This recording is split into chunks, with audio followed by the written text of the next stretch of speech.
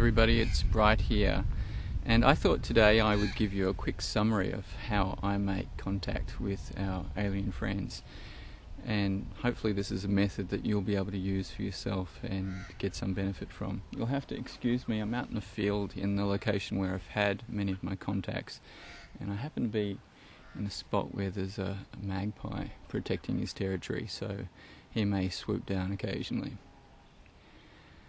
This will be a brief overview. This is a nuts and bolts summary of one method that I use. There's 3 and sometimes 4 methods that I use, and later down the track I'll probably release a USB with a whole bunch of those other methods explored, and it'll be much more in-depth. So this is nuts and bolts. This is how to make contact, and this is a method that works for me and a method that was taught to me by somebody who worked with Earth-based aliens. I always begin by deciding when I want to go and where I want to go, and I inform people who need to know about what I'm doing. I usually leave just after sunset, but that's up to you. I like to go to an open area that's gives me a good panoramic view of the sky, and I like to be able to see the night sky. You could do this with, it could be the middle of a rainy night or the middle of a rainy day. It doesn't matter. But for me, I like to be out in an open sky with a good clear night where I can see the night sky as best as possible and see the stars and be able to see whatever it is I'm looking for as best as possible. And sometimes for the cloudy night that can be difficult. So I come to the area, and the method that I'm going to teach you relies upon an assumption. Now, you may not be somebody who believes this kind of thing, so this might be a challenge, but I'm going to put it to you anyway. And the assumption is this, that all matter, whether it's what we call inanimate or alive, has some form of consciousness about it. There he goes. What I want you to then assume is that all the living things in a particular environment have a consciousness, and the other things in a particular environment have a consciousness. So that's the assumption. Now you can challenge that, you can disbelieve that, you can say that's a bunch of crap. That's fine. This is what this method is built on, this assumption. So if you take that idea that all matter is conscious, then it's possible to connect with that consciousness. What I do is I come to a place, and I have favourite places to do this. I don't always do it in the same place, and it can happen in your bedroom as well as going out somewhere special. It can happen anywhere. But I choose a special place. I come out to my special place and I try to connect with the different elements of that place. Now, for me, I was trained as a scientist originally, and I didn't talk in New Age kind of language, and the person who taught me this talked in a language that I was uncomfortable with, but gradually I began to understand what she was trying to say, and I realized that the language didn't necessarily indicate the underlying reality. What she taught me to do was to connect with the spirits of the earth. Now, for some of you, that will be very comfortable, and for others, that sounds pretty way out. For me, what I do is I literally come to a place. I have a felt connection to the place. I already have that history, and I go around and I speak to particular things. I literally ask to connect with the spirits of the mountains here and the spirits of the earth. I ask to speak to the spirits of the plants, and I'm very specific about which plants that is. The spirits of the rocks, the spirits of the earth, the spirits of the water, the spirits of the air and the wind. Now, that might sound like a strange distinction, but that's how I do it. What I do as I'm doing that is I go around and I touch all of these different things. So I'll go up to a favourite tree and I'll touch that tree, and I'll touch the ground, and I'll have my hands in the air and feel the wind. What I'm trying to do is I'm trying to create a felt connection to the place. The felt connection is the most important part of this whole experience. That can take a long time, or it can happen very quickly. I can do it in 1 minute, or I can do it in an hour. It's entirely up to you how long you want to spend doing that. Once I have a felt connection, I ask the spirits of the earth, and you can call them what you like. You can direct it however you like. The language isn't important. It's the feeling that matters. I direct the intention to have contact with my alien friends. And sometimes I'm very specific about which races I wish to have contact with. And sometimes I'm very open about that. Any particular alien people who wish to make contact tonight. Something to bear in mind about the experience is being very conscious of the distinction between intention and expectation. It's good to have a very strong and clear intention. It's not good to have an expectation that things will go exactly as you plan. You need to plant the seed with intention, water it, and then let go. Having expectation is a mistake, and it's not going to yield good results.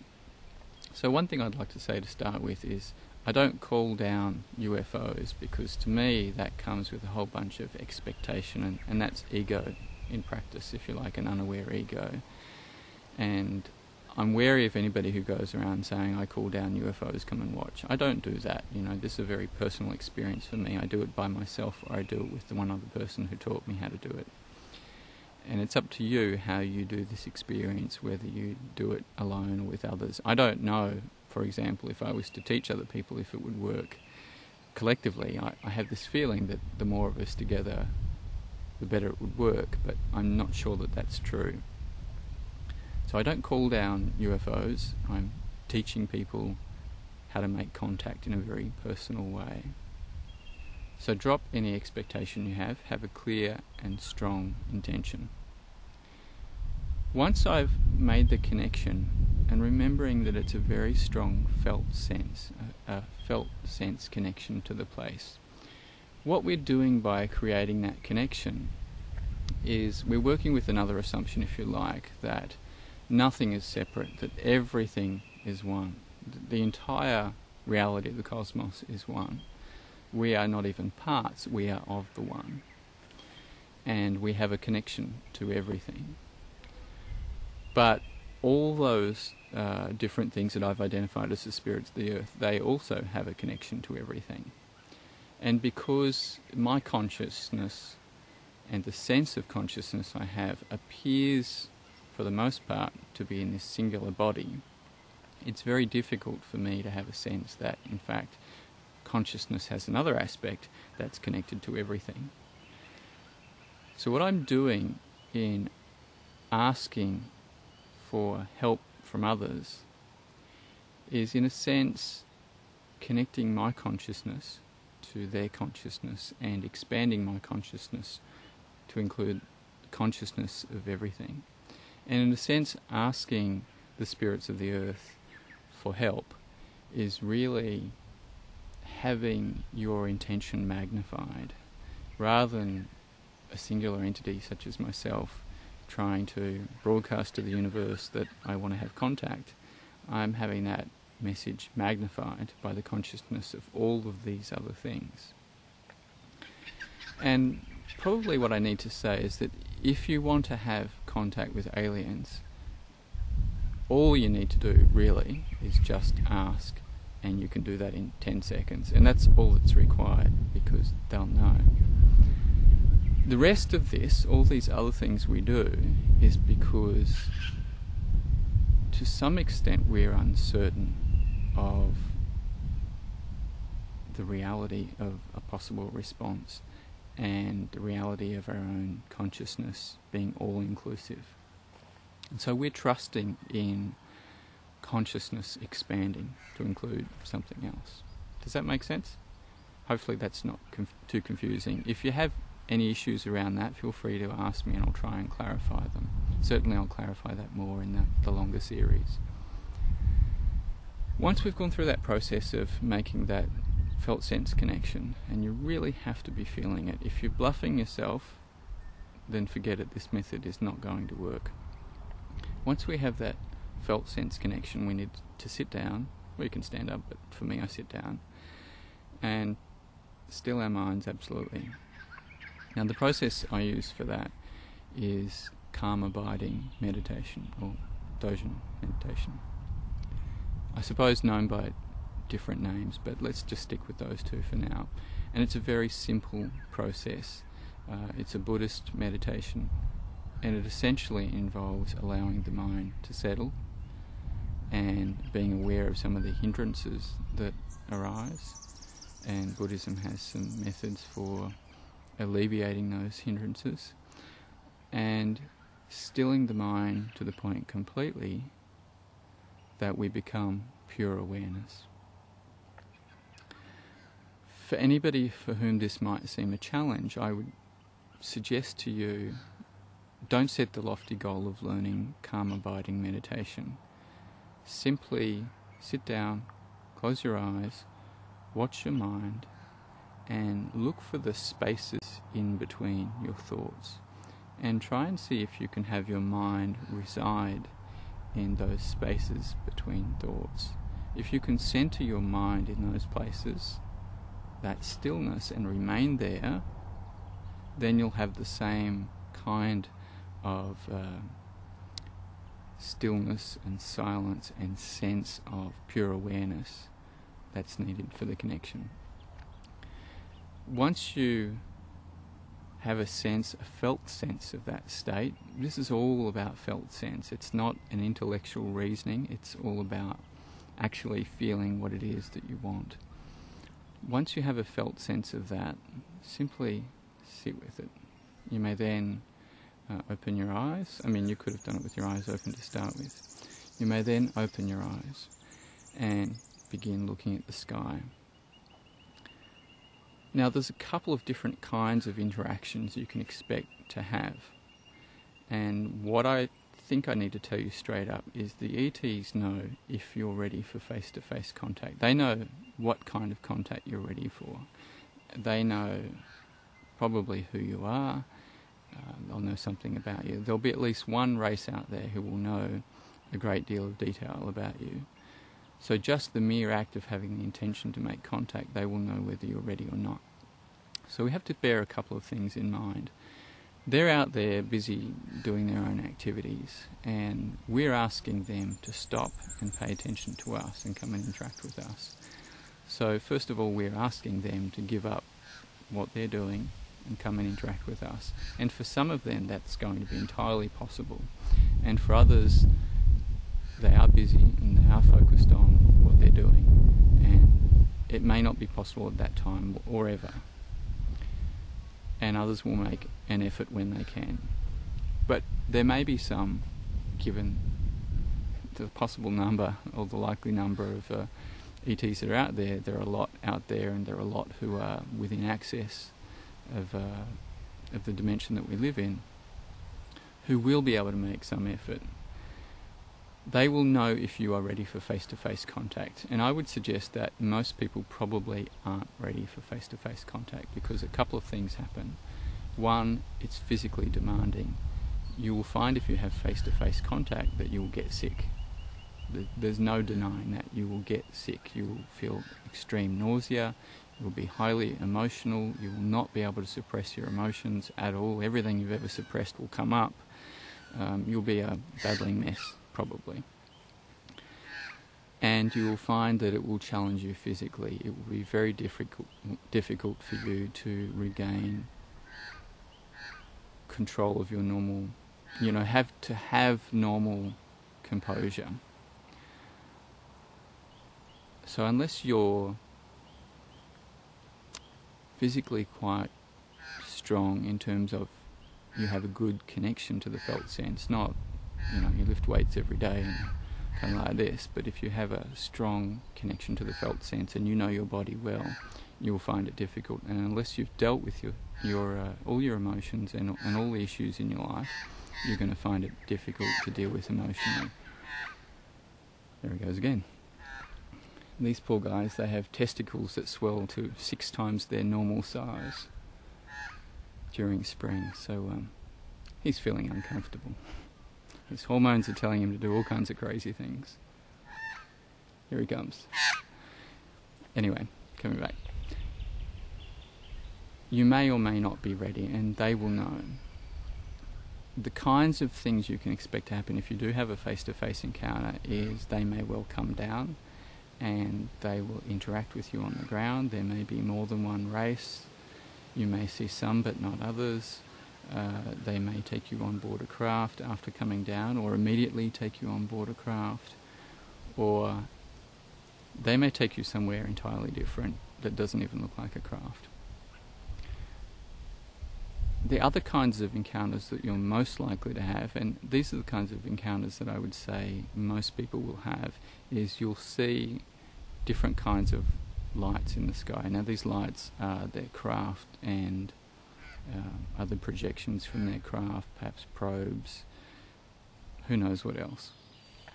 The kinds of things that most people will see are blinkers, which are craft that become more luminous and then dissipate that luminosity. And sometimes they can do it very rapidly and sometimes very slowly. You might also see a strobe, which is a long flicker of light that will appear quite unexpectedly in the sky like this. And it may be different colours. It's quite distinctive and it can occur quite low. It doesn't have to be high in the sky. Same with the blinkers. You might see the blinkers high in the sky or on the side of a mountain or in front of trees. Now some of those blinkers will be craft and some of them will be other lights that have probably come from the craft. You'll also see things like meteors. I call these false meteors, and they seem to defy what a normal meteor would do. It's worth becoming familiar with the kinds of differences by just looking at the kinds of experiences other people have talked about on YouTube. Hopefully when I do the other series I'll have gotten hold of my other lenses that I'm waiting for, and I'll have been able to film some of this and put this into the series. So you're going to see these light phenomena. You may also see a craft down low and it may or may not have lights on doing all kinds of things. Those are the normal things that you'll have. What I'd like to suggest to you is that if you're becoming familiar with this for the first time, and I think this is a good long-term idea as well, is drop the idea of having to use lasers or lights or take a magnometer, or any other device to either become aware that they're here or interact with them. They know you are here and you don't need to do that stuff. And just because you can't see, 50 foot in front of you doesn't mean that they can't. So it's not necessary to do any of that kind of stuff. And in fact, it can be a real distraction from the process. Now, I know a lot of people who use the CE5 protocols do this kind of thing, but in my experience, it's not at all necessary. We're sitting down. We've explored the felt sense connection. We've stilled the mind. We're looking up at the sky. What can we expect to happen next? Well, a number of things can happen. You may begin to start seeing lights in the sky, in which case you can simply watch the lights in the sky in their different forms, or you can try to create a dialogue with the beings in the craft. One simple method that I use for this is to simply, in my mind, begin speaking to them and waiting for an answer back. Now, the voice that you'll hear back, more often than not, will be a distinctly separate voice from your own. It will sound different. And of course, this could be a delusion. How do you know whether this is real or whether it's a delusion? Well, I suppose you have to try and test this for yourself, and what I tend to do is ask them if they will do certain things. Ask them if they'll do very specific things like, where will you appear? And I ask them and they will tell me, and I look in that part of the sky and hopefully they will appear in that part of the sky. Or I ask them, will you show me your blinking form, or appear more luminous, or will you show me a ball of light or something like that? And you can usually have that validated. They can tell you or they can show you, or both. If you get no response at all and yet you've heard a voice, I would say that chances are that you're imagining that. I wouldn't beat yourself up over that. It happens. You might not be imagining it. It might be real, but for some reason or other, you're not seeing what they're doing, or you're not able to